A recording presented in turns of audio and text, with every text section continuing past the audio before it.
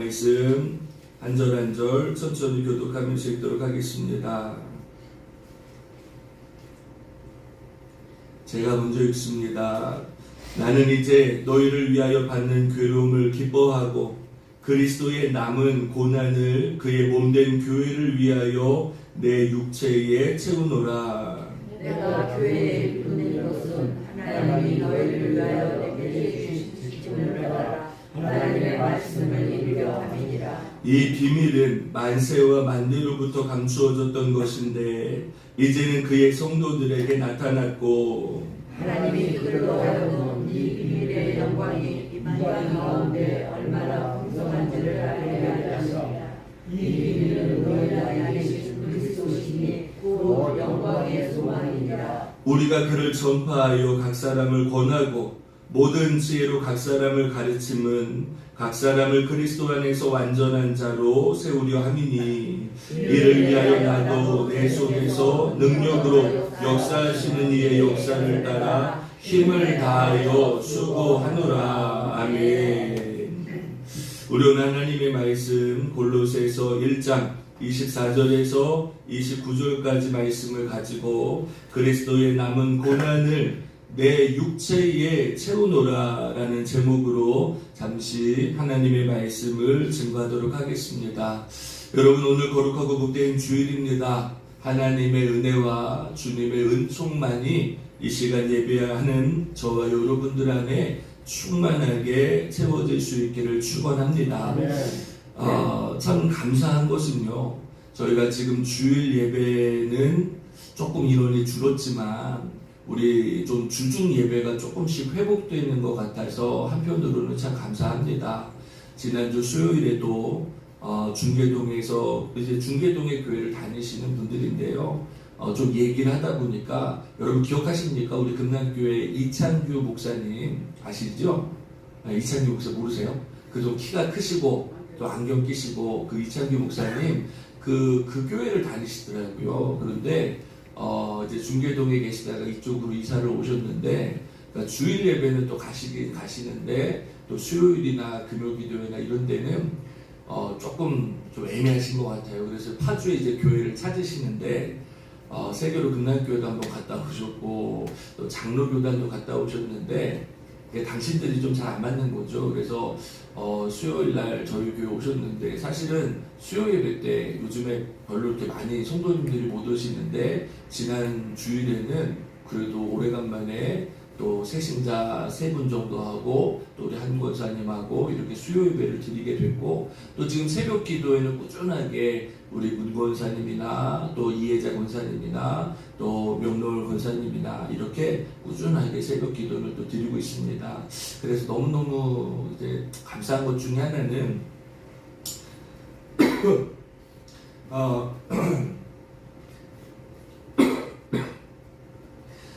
저희가 어쨌든 예배가 조금씩 좀 회복되는 것 같고, 또 물론 저희 교회 이제 등록 성도님들은 아니시더라도 저희 교회가 꾸준하게 이렇게 예배를 드리고 있는 모습이 또 참 감사하다라는 생각을 갖게 됩니다.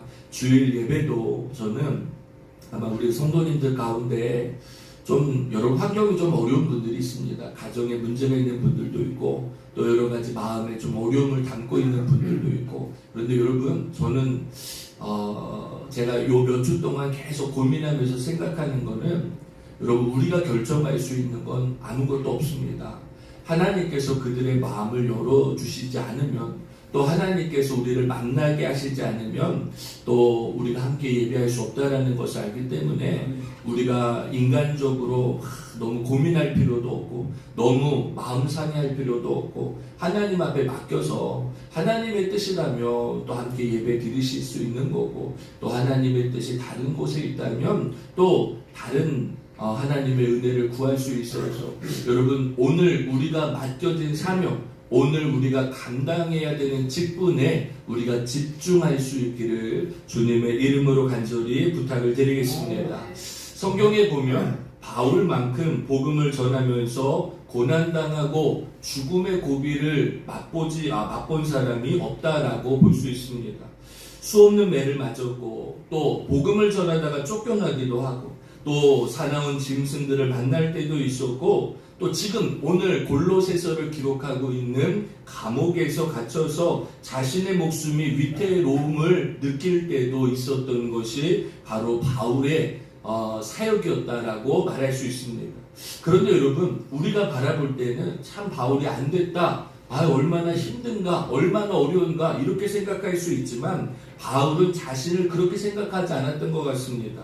성경의 고린도후서에 보니까 바울은 자신에게 이렇게 말합니다. 내가 무명한 자 같지만 유명한 자고, 내가 죽은 자 같지만 우리가 살아있고, 징계를 받는 자 같지만 죽임을 당하지 아니하였고, 근심하는 자 같지만 항상 기뻐하고, 가난한 자 같으나 많은 사람을 부유하게 하고, 아무것도 없는 자 같지만 모든 것을 가진 자가 바로 나 아니냐라고 바울은 늘 생각했던 것 같습니다. 여러분, 우리가 바라볼 때는 좀 이해가 안 되죠. 무명한 자 같지만 유명하다라는 말이 무슨 말입니까? 분명히 죽어가는 위험에 처해 있지만 살아있다라고 말하는 건 또 무슨 말입니까? 징계를 받는 것이 뻔한데 항상 기뻐하고, 근심하는 자 같은데 항상 감사하고, 가난한 자 같지만 부유하게 하고, 아무것도 없는 것처럼 여겨지는데 바울은 자신을 향하여서 나는 모든 것을 가지고 있는 자와 같다라고 말하는 이 바울의 신앙이 참 대단하다라고 볼 수 있는 거죠. 오늘 성경의 본문의 1절에도 이렇게 하고 24절에도 이렇게 말합니다. 나는 이제 너희를 위하여 받는 괴로움을 기뻐한다라는 거예요. 여러분, 어떻게 이럴 수 있습니까? 너 늘 복음을 전하면서 내가 괴로움당하고 어렵고 힘든 상황 속에서도 나는 이제 너희를 위해서 받는 고난 때문에 내가 기뻐한다라고 말하며, 그리스도의 남은 고난을 주님의 몸된 교회를 위해서 나의 육체에 채워나가기를 원하노라 라고 바울은 골로새 교회 성도들을 향하여서 외치고 있다는 거죠. 사랑하는 여러분, 저는 지금 이와 같은 바울의 모습이 하나님의 참된 복음을 깨달아 하나님의 복음의 일꾼의 직분을 감당하는 영적인 직분자의 모습이라고 생각합니다. 앞으로 우리 교회가, 앞으로 우리 성도들이 닮아가야 되고, 우리도 이와 같은 신앙을 간직해야 될 것은, 지금 바울은 내가 너희를 위해서 당하는 고난을 기뻐할 수 있고, 내가 예수 그리스도의 남은 고난을 내 육체에 채워가는 것이 나의 직분이라고 고백하는 이 바울의 신앙이 오늘 우리 교회, 우리 성도들의 마음속에서도 채워져야 될 줄로 믿습니다. 자, 그렇다면 우리가 먼저 살펴보아야 되는 말씀은 그리스도의 남은 고난이라는 말씀이 과연 무슨 말씀인가를 좀 살펴볼 필요가 있습니다. 여러분, 남아있다라는 말은요, 뭔가 부족하다, 아니면 모자라다라는 말로 무엇인가 부족함이 보충되어야 할 사람이나 사물에 대하여 사용하는 말처럼 들리기도 합니다.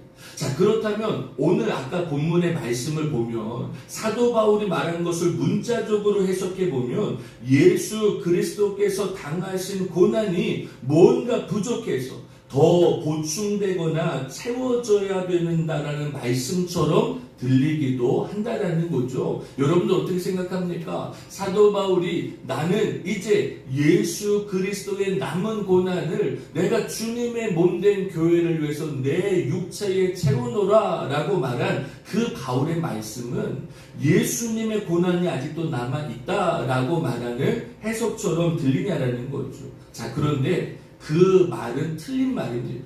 여러분, 예수 그리스도의 고난이 남아있다라는 말이 아니에요. 왜냐하면 예수님은 이미 십자가에서 죽임을 당하실 때 요한복음에 뭐라고 말합니까? 내가 다 이루었다라고 말씀하시면서 죽임당하셨습니다. 주님은 하나님의 말씀처럼 완전한 죽음으로 당신의 구원의 대속의 사건을 이루셨다라는 거예요. 사도 바울도 로마서에 뭐라고 말합니까? 그가 죽으심은 죄에 대하여 단번에 죽으심이요, 그가 살아계심은 하나님께 대하여 살아계심이니라고 말합니다.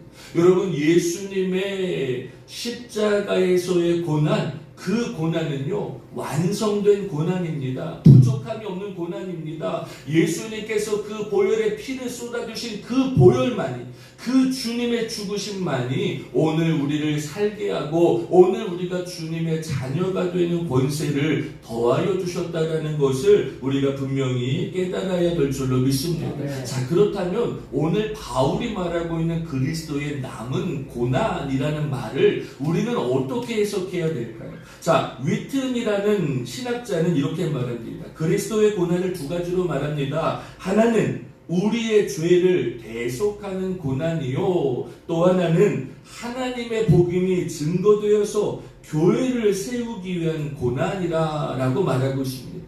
저는 이 말에 전적으로 동의합니다. 여러분, 예수님의 고난은 우리의 모든 죄를 구원하시기 위한 고난일 수 있고, 또 하나의 고난은 여러분, 예수님께서 이 땅에 오셔서 가장 중점적으로 둔 사역이 뭡니까? 하나님의 교회를 세우기 원하셨다는 걸, 하나님의 복음이 증거되기 위한 고난임을 우리가 분명히 잊지 말아야 된다는 거죠. 자, 우리 중 어떠한 사람도 하나님의 아들로 이 땅에 오셔서 온 인류의 죄를 대신 짊어지신 십자가의 고난을 나눠질 수 있는 사람은 아무도 없습니다. 그러나 주님의 몸된 교회를 위해서 짊어질 수 있는 짐들을 우리는 내 육체에, 내 삶에 채워나가는 것, 이것이 바로 바울이 오늘 우리에게 말하고 있는 예수 그리스도의 남은 고난이라는 사실을 우리는 분명히 깨달아야 될 줄로 믿습니다. 사랑하는 여러분, 우리는 하나님의 복음을 증거하는 교회를 세우기 위해서 이 자리에 모였습니다. 여러분, 우리가 지금 이 자리에 모여 있는 것은 그냥 가족이 모여있는 게 아니에요. 그냥 형제들이 모여있는 게 아니에요. 우연히 우리가 이 자리에 나와 있는 것이 아니라 하나님이 나를 주의 자녀 삼아주셨고, 하나님이 나에게 구원의 선물을 더하여 주셨고, 이 구원의 복음을 증거하기 위해서 저와 여러분들을 이 자리에 부르셨다라는 것을 우리가 분명히 깨달아야 될 줄로 믿습니다. 그렇다면 여러분, 이제 우리가 감당해야 되는 직분, 이제 우리가 감당해야 되는 일들은 무엇입니까? 하나님의 교회, 하나님의 복음이 증거되기 위해서 이제는 내 육체에, 내 삶에, 내가 살아가는 모든 것들 속에 하나님의 복음을 증거하기 위해서, 하나님의 교회를 세워나가기 위해서 내가 짊어져야 되는 고난, 내가 감당해야 되는 고난을 내 삶에 채우는 것이 은혜임을 믿을 수 있을 때에 여러분, 우리는 우리가 감당해야 되는 직분을 온전히 따라 살아가는 복된 삶이 될 줄로 믿습니다. 자, 그렇다면 오늘 우리가 나눠야 되는 말씀은 뭡니까? 내가 그리스도의 남은 고난, 내가 주님의 몸된 교회를 위해서 내가 내 육체에 채워나가야 될 것은 어떠한 것들이 있어야 되는가에 대해서 우리는 살펴볼 필요가 있는 거죠. 자, 첫 번째는요, 내 육체에 채워나갈 수 있는 것은 내게 주신 직분이 무엇인지를 온전히 깨달아야 된다는 거예요. 자, 오늘 본문의 25절입니다. 다 같이 한번 읽겠습니다. 시작. 내가 교회에 일꾼 된 것은 하나님이 너희를 위하여 내게 주신 직분을 따라 하나님의 말씀을 이루려 함이니라. 아멘. 자, 여러분, 바울은요, 내가 하나님의 교회의 일꾼이 된 것은 하나님이 너희를 위하여 내게 주신 직분을 따라 하나님의 말씀을 이루려 함이라 라고 말합니다. 그러니까 바울이 내가 지금 교회의 일꾼 된 것은 다른 게 아니야. 하나님은 너희를 위해서 하나님의 말씀을 이루기 위해서 나에게 직분을 주셨고 나에게 일꾼이 되라고 말씀하셨다라고 바울은 분명하게 말씀하고 있습니다. 여러분, 바울은요, 언제나 이와 같은 마음을 가지고 있습니다. 나는 복음의 빚진 자라는 말. 여러분, 이 말은 자신이 예수님의 종이 되고 일꾼이 되기 전의 모습을 이 바울은 너무나도 잘 알고 있는 거죠. 여러분, 바울이 어떤 사람이었습니까? 여러분, 바울은요, 사실은 하나님의 복음과 관계가 멀었던 사람입니다. 아니요, 오히려 유대교에 심취되어 있었던 사람이 바울입니다. 하나님의 교회를 박해하는데 앞장섰던 사람도 바울입니다. 심지어 예수님을 믿는 사람들을 잡아다가 공회에다가 넘기는 일을 앞장섰던 사람도 바울입니다. 초대교회의 스데반 집사가 죽는데 그 사람들이 돌을 들어서 돌을 내려 치려고 합니다. 여러분들, 사람들의 옷을 벗어서 누구 앞에 두었습니까? 사울 앞에 두었더라 라고 말할 정도로 이 사울은 하나님의 복음과 하나님의 교회와 예수 믿는 그리스도인들과는 상극과도 같은 이렇게 절대적인 악을 가지고 있었던 사람이었다라고 자신은 말하고 있습니다. 그런데 이와 같은 사람이 어떻게 하나님의 복음을 위해서, 예수 그리스도의 복음을 위해서 일꾼이 되었다라고 말할까요? 자, 바울은 이렇게 말합니다. 이 복음을 위하여 내게 주신 하나님의 은혜의 선물을 따라 내가 일꾼이 되었노라. 모든 성도 중에 지극히 작은 자보다 더 작은 나에게 은혜를 주신 것은 측량할 수 없는 그리스도의 풍성함을 이방인에게 전하게 하시고 라고 말합니다. 여러분, 바울은요, 나는 복음의 빚진 자라라고 말하며, 나 같은 사람이 어떻게 이렇게 너희들 앞에서 복음을 전할까 가만히 생각해 보니까 내가 주님의 복음으로 말미암아 하나님의 은혜의 선물을 누렸다라는 것을 믿게 되었다라는 거예요. 그러니까 하나님의 은혜를 믿고 하나님의 놀라운 사랑을 깨닫고 나 같은 죄인을 불러주시고 하나님의 일꾼 삼아주신 그 주님의 은혜를 바라볼 때, 모든 성도 중에 지극히 작은 자보다 더 작은 나에게 이 하나님의 은혜를 왜 주셨을까를 생각해 보니까 답은 하나라는 거죠. 나같이 하나님을 모르는 사람, 나같이 하나님을 적대하는 사람, 절대로 하나님을 믿을 수 없을 것 같은 그와 같은 이방인들에게, 봐라, 저렇게 악했던 사울도, 봐라, 저렇게 죄악으로 일삼았던 사울도 예수님을 만나니, 하나님의 은혜의 복음을 깨달으니, 다메섹에서 그 예수님을 만난 놀라운 은혜를 경험하니 이방인에게 복음을 전하는 일꾼이 되었지 않았느냐라고 하나님은 믿게 되었다라는 거예요. 사랑하는 여러분, 오늘 우리가 하나님 나에게 어떠한 직분을 주셨습니까? 여러분, 오늘 우리가 이 자리에 어떻게 세워졌습니까? 여러분, 나도 주님을 처음 만났을 때, 여러분, 내가 의로워서, 내가 뛰어나서, 내가 많은 것을 하나님께 잘해서 하나님 나를 부르신 게 아니에요.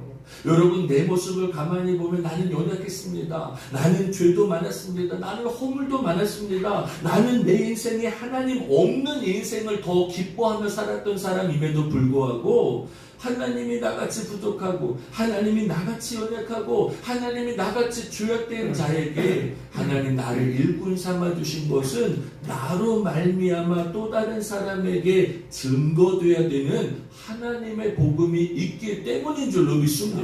여러분, 우리 이 땅에 정말 수많은 교회가 있습니다. 이 땅에 수많은 성도들이 있습니다. 여러분, 왜 우리를 이곳 파주로 보내주셨습니까? 왜 하나님 우리를 이곳 세움교회를 세우게 하셨습니까? 이렇게 힘든 상황 속에서, 이렇게 어려운 사람들 속에서, 이렇게 복음을 전하는 게 힘들 때도 있고 피곤할 때도 있고 지칠 때도 있는 이와 같은 환경에 왜 우리는 여기서 예배를 드리고 있습니까? 왜 우리는 또 그 영혼을 용서해야 됩니까? 왜 우리는 또 그 영혼을 받아들여야 됩니까? 왜 우리는 또 그 영혼에 대해서 끊임없는 용서의 마음으로, 관용의 마음으로, 낮아짐으로, 겸손함으로 왜 우리는 또 그들을 위해서 기도해야 됩니까? 다른 게 아니에요. 하나님이 나같이 부족하고 연약한 자를 구원하여 주셔서 이 부족한 자를 통하여 또 다른 연약한 자들에게 생명의 복음을 전하는 직분을 여러분에게, 저에게 허락해 주셨다는 거예요.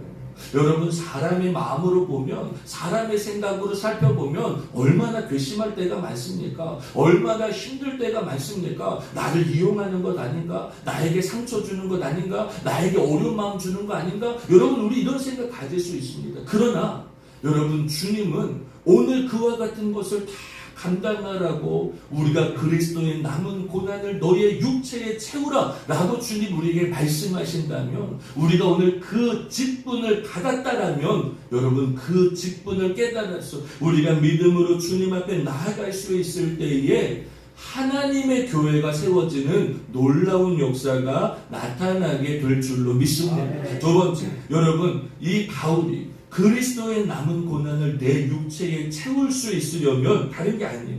주님의 비밀의 영광을 깨달아야 된다라는 거예요. 자, 오늘 본문이 26절과 27절입니다. 다 같이 한번 읽도록 하겠습니다. 시작. 이 비밀은 만세와 만대로부터 감추어졌던 것인데 이제는 그의 성도들에게 나타났고 하나님이 그들로 하여금 이 비밀의 영광이 이방인 가운데 얼마나 풍성한지를 알게 하려 하심이라. 이 비밀은 너희 안에 계신 그리스도니 곧 영광의 소망이니라. 아멘. 자, 여러분 주님의 영광스러운 비밀을 알고 있습니다.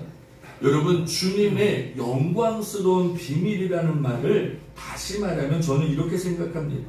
하나님께서 온 인류를 구원하시고 한 영혼을 구원하시고 그 한 영혼을 주님의 거룩한 자녀로 세워나가시는 그 모든 과정 속에 나타나는 하나님의 영광의 비밀을 너희는 알고 있냐라고 말씀하고 있는 거예요. 그러니까 여러분 보세요. 우리가 생각할 때 저 사람을 좀 저렇게 말씀을 전하고 저렇게 신앙생활하고 저렇게 기도하고 저렇게 예배하면 구원받을 수 있을 텐데 라고 우리는 생각합니다. 그런데 여러분 우리의 생각 속에 그 한 사람이 정말 변화되고 하나님을 만나고 구원받은 자녀가 되는 거, 이 모든 삶을 우리는 다 모른다라는 거예요. 그것은 하나님의 비밀 속에 감추어진 사건이라는 거죠. 여러분 보세요. 여러분 제가 어떻게 구원받았는지 여러분 아십니까? 저도 여러분들이 어떻게 하나님 만났는지, 어떻게 예수님의 복음을 믿게 되었는지, 어떻게 성령의 충만함을 받았는지, 어떻게 기도했는지, 어떠한 뜨거운 열정으로 예배하고 있는지, 여러분 우리는 이 하나님의 놀라운 비밀을 다 알 수가 없습니다. 그렇기 때문에 우리가 저 영혼이 어떻게 하면 구원받을 수 있을까? 어떻게 하면 우리 교회가 살아날 수 있을까? 어떻게 하면 저들의 가정이 하나님의 가정이 될 수 있을까? 여러분 이 모든 것들은 하나님의 비밀의 영광 속에 감추어져 있다라는 거예요. 자, 그렇다면 여러분 우리가 어떻게 그 영혼을 주님께로 인도할 수 있을까? 자, 사도 바울은요 이렇게 말하고 있습니다. 고린도전서 9장에 보니까 이렇게 말합니다. 내가 모든 사람에게 자유하지만 스스로 모든 사람에게 종이 된 것은 더 많은 사람을 얻기 위함이라 라고 말합니다. 여러분 바울은 자유인입니다. 바울은 어느 곳에 가서 어떠한 사람을 만나도 신분에 아무런 지장도 없고요. 바울은 지식이 많은 사람입니다. 바울은 경험이 많은 사람입니다. 바울은 재능이 많은 사람이기 때문에 어떠한 자리, 어떠한 사람, 어떠한 모습으로 살아가도 아무도 바울에게 말할 수 없습니다. 그런데 바울은 내가 스스로 종이 된 것은 더 많은 사람을 얻기 위함이라 라고 고백합니다. 오늘 말씀이 길어서 제가 다 쓰진 않았는데요. 바울이 이렇게 말합니다. 유대인들에게 내가 유대인과 같이 된 것은 유대인을 얻고자 함이라. 율법 아래에 있는 자들에게는 내가 율법 아래에 있지 아니하지만 율법 아래에 있는 자같이 된 것은 율법 아래에 있는 자들을 얻고자 함이요. 율법이 없는 자에게는 내가 하나님께는 율법 없는 자가 아니요 도리어 그리스도의 율법 아래에 있는 자이나 율법 없는 자와 같이 된 것은 율법 없는 자들을 얻고자 함이라. 약한 자들에게 내가 약한 자와 같이 된 것은 약한 자들을 얻고자 함이요 내가 여러 사람에게 여러 모습이 된 것은 아무쪼록 몇 사람이라도 구원하고자 함이니 내가 복음을 위하여 모든 것을 행함은 복음에 참여하고자 함이라 라고 말합니다. 여러분 바울은요 내가 저 한 사람을 구원하기 위해서, 내가 온 인류를 구원하기 위해서 당신 스스로를 종으로 삼게 되었다는 거예요. 나는 율법을 믿지만 율법이 없는 자들을 구원하기 위해서 율법 없는 사처럼 되어 있다는 거예요. 나는 율법 아래에 있지만 율법 아래에 있는 자들을 구원하기 위해서 내 율법을 잠시 내려놓고 내가 그들과 함께하고 있다라는 거죠. 내가 약한 자들을 구원하기 위해서 약한 자가 되었고 고난받는 자를 구원하기 위해서 고난받는 자처럼 살아가게 되었다라는 거죠. 자, 여기 좀 보세요. 내가 여러 사람에게 여러 모습이 된 것은 아무쪼록 몇 사람이라도 구원하고자 함이니 내가 복음을 위하여 모든 것을 행하는 것은 복음에 참여하고자 함이라 라고 말합니다. 그러니까 복음은요, 바울은요, 내가 하나님의 복음을 전하기 위해서 내 신분, 내 조건, 내 생각, 내 경험, 내 모든 것들을 다 내려놨다라는 거예요. 그것이 아무쪼록 정말 몇 사람이라도 내가 구원할 수 있다는, 저 죽어가는 사람, 다른 사람들이 다 손가락질하는 사람, 다른 사람들이 다 싫어하는 사람, 그 한 사람이라도 내가 구원하기 원하여서 내가 그들의 손을 잡아주었고 내가 그들의 눈물을 닦아주었고 내가 그들과 함께하였다라는 거예요. 이와 같은 자신의 삶을 복음에 참여하는 자의 삶이라 라고 말합니다. 자, 바울은요 이렇게도 말합니다. 내가 사람을 좋게 하랴 하나님을 좋게 하랴 사람들에게 기쁨을 구하랴 내가 지금까지 사람들의 기쁨을 구하였다면 그리스도의 종이 아니니라 라고 말합니다. 여러분, 바울은 자신을 언제나 어느 곳에 가도 나는 그리스도의 종입니다 라고 말했던 것은 뭐냐면 나는 그리스도의 종이기 때문에 내가 당신들 앞에서 내 생각을 내려놓습니다. 내 고집을 꺾습니다. 내가 원하는 바를 전하는 것이 아니라 하나님의 복음이 다만 몇 사람이라도 전파되기 위해서 나는 그들과 함께하고 그들의 눈물을 닦아주고 그들의 아픔을 함께하겠다라고 말하고 있는 줄로 믿습니다. 여러분, 참 하나님의 교회가 어렵습니다. 하나님의 교회가 세워지고 교회가 부흥하고 교회가 살아나는 것이 참 힘들고 어렵습니다. 제가 요즘에 우리 새벽 기도 때나 수요 예배 때나 또 저희 교회를 오시는 분들을 가만히 보니까 이제 그런 게 참 많은 것 같아요. 여러분, 저는 제가 느끼는 게 뭐냐면 우리는 그 생각을 갖잖아요.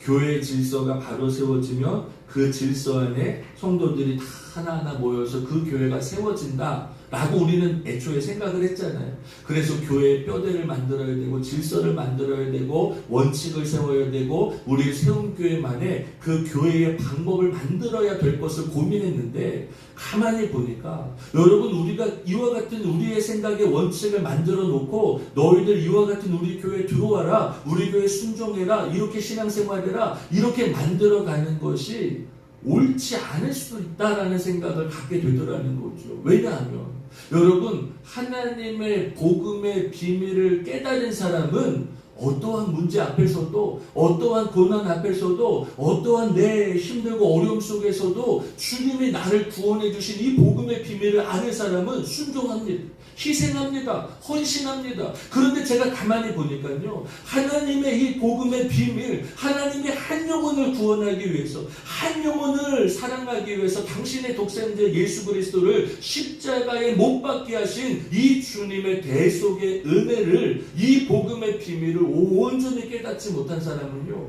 여전히 내가 우선입니다. 여전히 내 생각이 맞습니다. 여전히 내 뜻이 노고요. 내가 원하는 대로 신앙생활해야 되고요. 왜 나를 먼저 생각해 주지 않냐라고 말할 수밖에 없다라는 거예요. 그러니까 여러분, 우리가 그리스도의 남은 고난을 채워나가길 원한다면 여러분, 이제 우리는요, 하나님의 복음 아래 우리가 예수 그리스도의 종으로 더욱더 낮아져야 될 거라고 생각합니다. 더욱더 겸손해져야 될 거라고 생각합니다. 우리가 예수님이 나를 구원하여 주셨다며 그 구원을 믿고 그 복음의 비밀 속에 내가 소망을 두고 살아간다면 여러분, 아직도 깨닫지 못하는 사람, 아직도 알지 못하는 사람, 여전히 주님의 복음의 비밀을 온전히 깨닫지 못하여서 방황하는 자들을 우리는 불쌍히 여기고 긍휼히 여기고 안타까운 마음으로 그들을 향하여서 예수 그리스도의 복음을 깨달을 수 있도록, 예수 그리스도의 복음의 비밀을 알 수 있도록 하나님 앞에 함께 기도해 나갈 수 있는 하나님의 교회, 믿음의 성도들이 될 수 있기를 주님의 이름으로 간절히 부탁을 드리겠습니다. 마지막으로 그리스도의 남은 고난을 채우려면 성령의 역사에 따라 힘을 다하여 수고해야 될 것을 말씀하고 있습니다. 자, 오늘 본문이 29절입니다. 다 같이 한번 읽겠습니다. 시작. 이를 위하여 나도 내 속에서 능력으로 역사하시는 이의 역사를 따라 힘을 다하여 수고하노라. 아멘. 자, 여러분, 교회는요, 각 사람을 예수 그리스도 안에서 완전한 자로 서게 하는 곳이 바로 교회임을 우리는 알고 있습니다. 자, 여기 좀 보세요. 각 사람을 예수 그리스도 안에서 완전한 자로 세워나가야 된다는 거죠. 자, 우리가 그를 전파하여 각 사람을 권합니다. 또 모든 지혜로 각 사람을 가르칩니다. 각 사람을 그리스도 안에서 세워나가야 됩니다. 여러분, 교회는요, 참 한 사람 한 사람에게 참 어렵습니다. 그렇기 때문에 우리는요, 이 한 사람 한 사람이 지금 어떠한 모습이 있는지 참 우리가 그걸 다 헤아릴 수 없다 보니까 우리가 지혜가 필요한 거예요. 하나님의 은혜가 필요한 거예요. 여러분, 교회는요, 이렇게 한 사람 한 사람 한 사람이 모여져서 하나님의 은혜의 공동체가 되고 하나님의 말씀의 공동체가 되는 곳, 이곳이 바로 교회입니다. 그런데 참 이 각 사람이 하나로 모아지는 것이 왜 그렇게 어렵습니까? 왜 그렇게 힘듭니까? 왜 그렇게 잘 안 되고 왜 그렇게 참 어렵냐는 거죠. 여러분, 저는 오늘 성경을 보면서 그런 생각합니다. 우리가 이 각 사람이 하나가 될 수 있으려면 다른 게 아니에요. 예수 그리스도의 말씀이 전파되어야 됩니다. 여러분, 사람의 생각으로 안 됩니다. 사람의 경험으로 안 됩니다. 하나님의 말씀이 그 각 사람에게 임하여서 하나님의 말씀이 우리를 권면하고 하나님의 말씀이 우리에게 지혜를 더하고 하나님의 말씀이 예수 그리스도를 알게 하고 그 하나님의 말씀으로 예수 그리스도가 내 안에 임하여서 그 예수 그리스도와 나와 함께함으로 우리는 점점 더 완전한 자의 모습으로 변화되어 살아갈 줄로 믿습니다. 여러분, 교회는요, 목회자뿐만 아니라 우리 성도들 완전한 사람 없습니다. 누가 완전합니까? 누가 완전하다고 자신할 수 있습니까? 어떤 사람은 생각이, 어떤 사람은 그 마음의 응어리가, 어떤 사람은 참 자신의 그 못된 성품이 여러분 주님을 닮아가지 못하는 방해거리가 될 때가 참 많습니다. 우리가 주님 앞에 나올 때 내 생각도 내려놔야 되고 내 고집도 꺾어야 되고 내가 세상에서는 이러한 성품을 가지고 살아가더라도 여러분, 교회 와서까지 그 성품으로 살아가면 안 돼요. 내가 잘못된 성품이 있다면, 내가 그릇된 마음이 있다면 그 마음들 다 내려놓고 우리가 예수 그리스도를 닮아갈 수 있을 때 예수 그리스도로 말미암아 완전한 자의 신앙으로 우리는 세워지는 거죠. 그러니까 여러분, 예배를 왜 드립니까? 우리가 기도가 왜 필요합니까? 왜 우리가 하나님의 말씀을 묵상해야 됩니까? 왜 우리가 모이게 힘써야 됩니까? 내 힘으로 안 되니까. 내 지식으로 나를 변화시킬 수 없으니까. 내가 아무리 좋은 말을 듣고 아무리 내가 깨달음을 가지고 있어도 그 깨달음은 나를 바꿀 수 없으니까.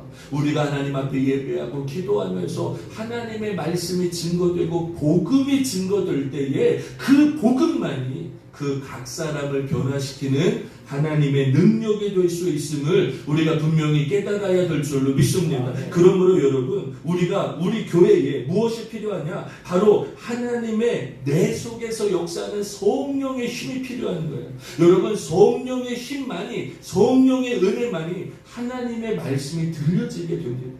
여러분, 예배를 드리는데 참 어쩔 때는 제가 앞에서 말씀을 전하는데 그 말씀이 튕겨나올 때도 있어요. 말씀을 아무리 전해도 그 말씀을 받아들이지 못하시는 분이 있어요. 어떤 목사님이 저에게 이렇게 상담합니다. 목사님, 내 남편은 왜 그렇게 하나님의 말씀을 들어도 변화가 안 됩니까? 라고 말씀하시는 분이 있어요. 그런데 여러분, 저는 제가 그분에게 뭐라고 말해야 될까 좀 고민하다가 그 생각했습니다. 물론 안 달라지는 것처럼 보일 수 있습니다. 그런데 내가 내 기준이 너무 높지 않냐는 거예요. 내 남편 지금 잘하고 있습니다. 내 자녀들 지금 잘하고 있습니다. 내 아내 지금 나름대로 자신의 속도에 맞춰서 잘 나가고 있는데 우리가 바라볼 때는 뭔가 부족해 보이고 뭔가 안 달라져 보이는 것 같고 뭔가 못 깨닫는 것처럼 여겨지지만 하나님이 바라보실 때는 그것도 변화되고 계시는 거고 하나님의 은혜로 예배하고 있다는 거예요.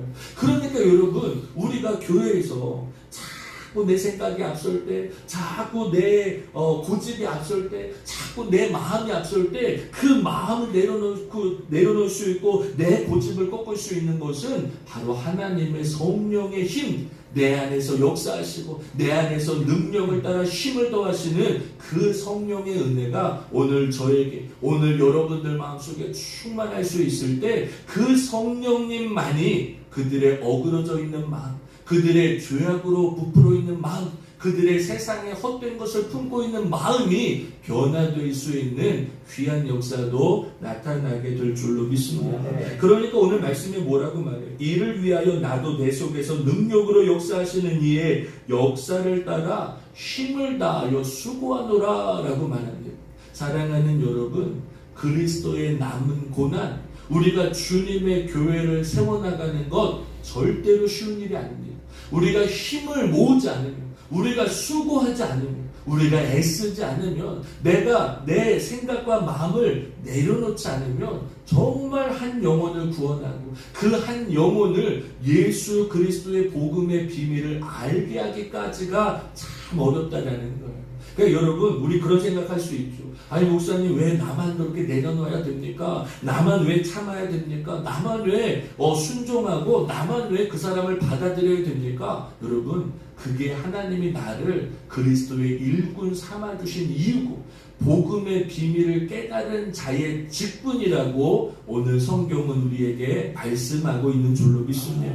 그러므로 하나님께서 오늘 우리에게 더하여 주신 그 직분, 그 믿음의 직분을 깨달아서 우리가 그리스도의 남은 고난, 하나님의 교회를 믿음으로 세워나갈 수 있기를 주님의 이름으로 간절히 축원드리겠습니다. 우리 이 시간에 다같이 하나님 앞에 기도하는 시간 갖도록 하겠습니다. 이 시간에 우리 두 번만 하나님 앞에 간절하게 기도하겠는데요. 이 시간에 먼저 기도할 것은 참 교회가 어렵습니다. 힘듭니다. 그러나 하나님 우리에게 이 사명을 더하여 주셨으므로 우리가 이 사명을 감당해야 되는데, 문제는 하나님, 나도 연약하다 보니 넘어질 때도 있습니다. 지칠 때도 있습니다. 마음 상할 때도 있습니다. 흔들릴 때도 있습니다. 그러므로 주여, 나의 영혼을 붙잡아 주옵소서. 나에게 새 힘을 더하여 주옵소서. 하나님을 바라보게 하여 주옵소서. 나는 주님의 복음을 비밀을 깨달았지만 여전히 그 복음의 비밀을 모르는 자들 때문에 내가 그들을 위해서 낮아지게 하시고 겸손하게 하여 주시고, 내가 주님의 복음에 참여하는 자가 되게 하여 주시고, 내가 사람의 종이 아니라, 내가 사람을 기쁘기 위해서 내려놓는 것이 아니라